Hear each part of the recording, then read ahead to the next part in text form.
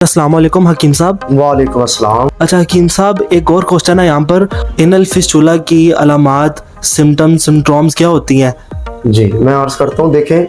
आपने पूछा है कि एनल फिस्टुला की सिम्टम्स, सिंड्रोम्स यानी अलामात क्या होती हैं। तो इस सिलसिले में मैं अर्ज़ करना चाहता हूँ कि मुख्तलिफ स्टेजेस के ऊपर इसकी अलामात भी या सिंड्रोम्स या सिम्टम भी डिफरेंट होती हैं, एक जैसी नहीं होती। मिसाल के तौर के ऊपर जब एनल फिस्टुला, जिसको हम बगंदर या नासूर भी कहते हैं, ये मर्ज़ अर्ली स्टेज के ऊपर होगा, इनिशियल स्टेज के ऊपर होगा, तो इनिशियल स्टेज के ऊपर इसकी अलामात डिफरेंट होती हैं, मिड में जाके इसकी अलामात और हैं, और जब ये एग्रीवेट कर जाती है तो फिर इसकी अलामात मुख्तलिफ होती हैं। तो इस सिलसिले में शुरू में एनल फिस्टुला की अलामत जब जाहिर होगी तो एनस या रेक्टम की जगह के ऊपर, एनल कनाल के ऊपर स्वेलिंग फील होती है, और बाज़ दफ़ा पेशेंट ये केस हिस्ट्री बताता है या उसको फील होगा कि रेक्टम के थ्रू ड्यूरिंग बाउल मूवमेंट या डेफिकेशन या रफ़ा हाजत के दौरान उसको कोई चर्बी नुमा चीज़ जो है वो डिस्चार्ज हो रही है, और वहाँ पे रेडनेस भी होगी रेक्टम या एनस के ऊपर, ठीक है जी, स्वेलिंग भी हो सकती है,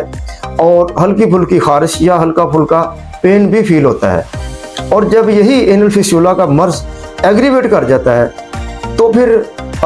एनस के साथ ही एक छाला नुमा जख्म बनता है जिसमें पस या पी भर जाती है और वो डिस्चार्ज हो जाती है। जब ये फिस्टुला का जख्म भरा होता है, इसमें पस भरी होती है, फीलिंग होती है, तो वो तकलीफ या दर्द ज़्यादा होती है। जब ये फिस्टुला में से पस डिस्चार्ज हो जाती है तो पेशेंट को रिलैक्सेशन, रिलीफ या सुकून महसूस होता है, और इसी तरह ये फिर ऑन एंड ऑफ चलता रहता है कि जब वो भर जाएगा जख्म तो दर्द महसूस होगी, तकलीफ होगी, अजियत होगी, और जब वो डिस्चार्ज हो जाता है तो पेशेंट रिलीफ, रिलैक्सेशन और सुकून महसूस करता है।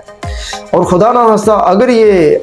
मर्ज ज़्यादा एग्रीवेट करता है तो फिर आगे चल के पेशेंट को जिस्म में कमज़ोरी,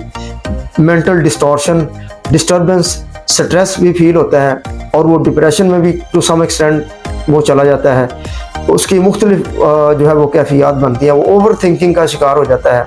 और इसी तरह फिर खुदा न खास्ता जिस्म में वीकनेस के साथ साथ टेम्परेचर रहना भी शुरू हो जाता है, वो स्टार्ट हो जाता है, यानी कि उसको जिस्म में दर्दें शुरू हो जाती हैं और खुदा न खास्ता बुखार रहना शुरू हो जाता है। तो ये सारी ही जो जितने भी ये सिम्टम्स हैं, ये सारी की सारी एनल फिस्टुला, जिसको हम बगंदर या नासूर कहते हैं, ये सारी उसके अलामात हैं, और ये मुख्तलिफ स्टेजेस के ऊपर मुख्तलिफ तरीके से मैंने अर्ज़ किया ये हमें नज़र आती हैं।